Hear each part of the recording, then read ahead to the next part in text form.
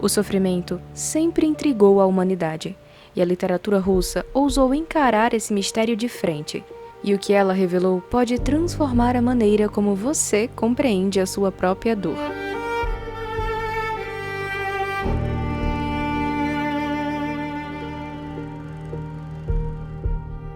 Fyodor Dostoiévski, um dos pilares da literatura russa, é inegavelmente o mestre da exploração das profundezas da alma humana. E em sua vasta obra, o sofrimento emerge não apenas como uma condição inerente à existência, mas como um meio de revelação. É pela dor que seus personagens são despidos das ilusões que sustentavam sobre si mesmos.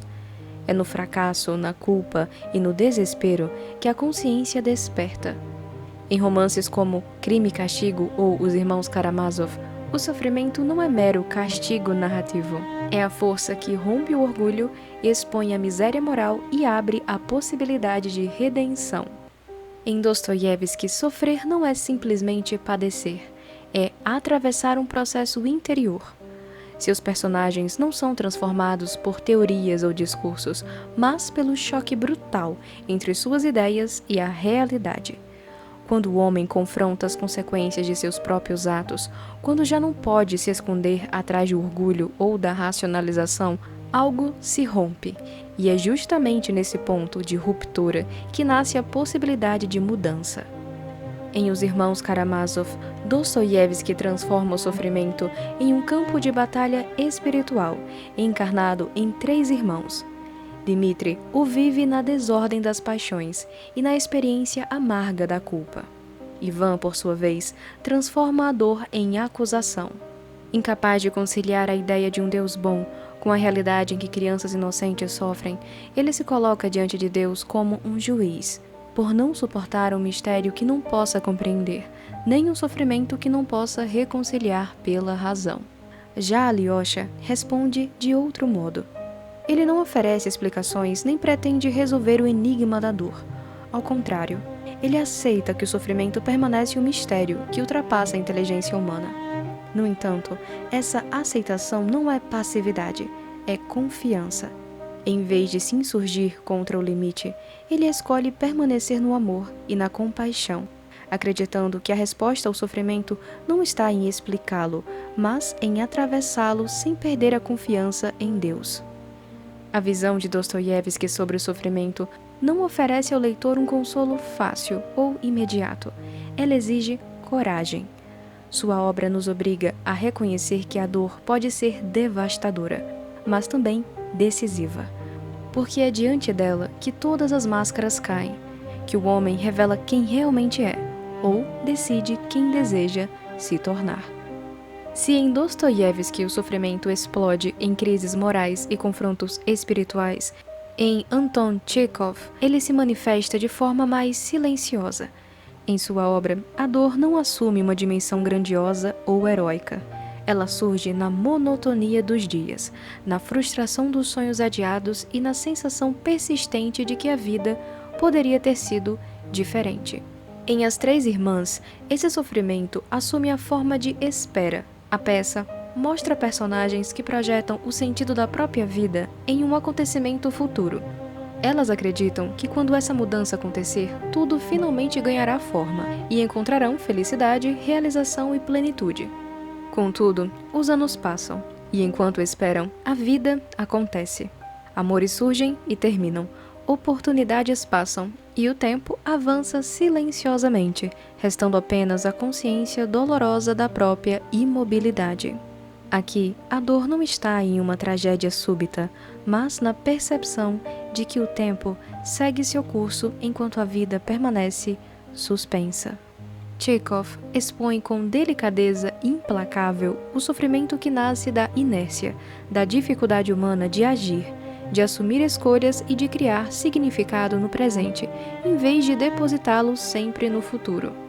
Assim, a obra de Anton Tchekhov nos convida a mergulhar nas dores mais simples e cotidianas, mas nem por isso menos profundas. Aquelas que nascem da vida que deixamos escapar, enquanto aguardamos um momento luminoso e idealizado que nunca chega. Ao fazê-lo, o autor nos convida a abandonar as ilusões paralisantes e a buscar sentido no presente, por mais imperfeitas que sejam as nossas circunstâncias. Se em Anton Tchekov o sofrimento nasce muitas vezes da inércia, em Lev Tolstói ele assume uma dimensão moral e existencial ainda mais profunda.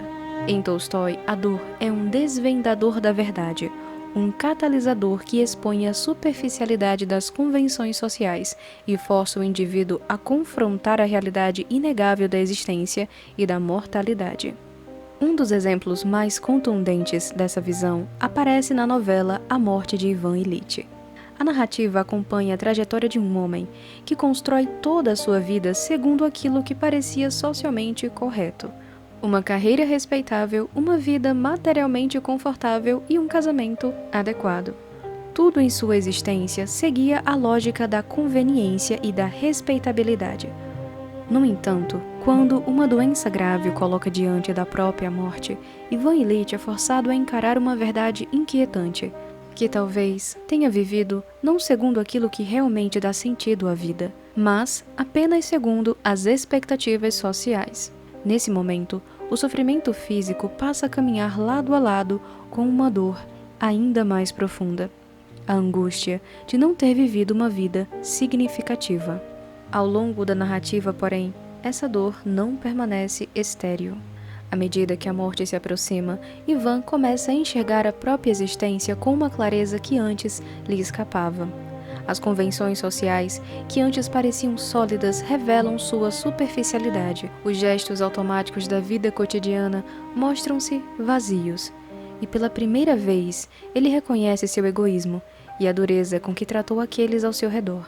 E experimenta algo que raramente havia sentido, uma verdadeira compaixão.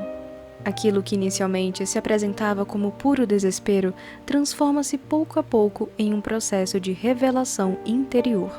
É nesse ponto que Tolstói nos ensina uma preciosa lição. A dor, muitas vezes, tem a capacidade de romper as ilusões que sustentam uma vida superficial. Ela obriga o ser humano a confrontar a verdade sobre si mesmo e sobre a maneira como viveu.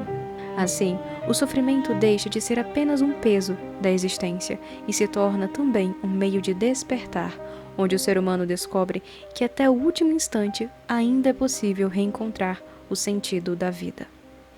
Se Lev Tolstói explora o sofrimento que nasce de uma vida orientada apenas pelas convenções sociais, Ivan Turgenev volta seu olhar para outra dimensão da dor humana, aquela que surge das transições históricas, das ilusões perdidas e do choque entre gerações.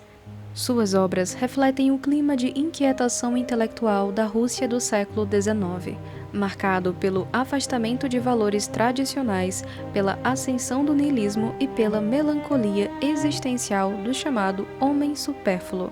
Um indivíduo inteligente, sensível e educado, mas incapaz de agir de forma decisiva na vida ou na sociedade.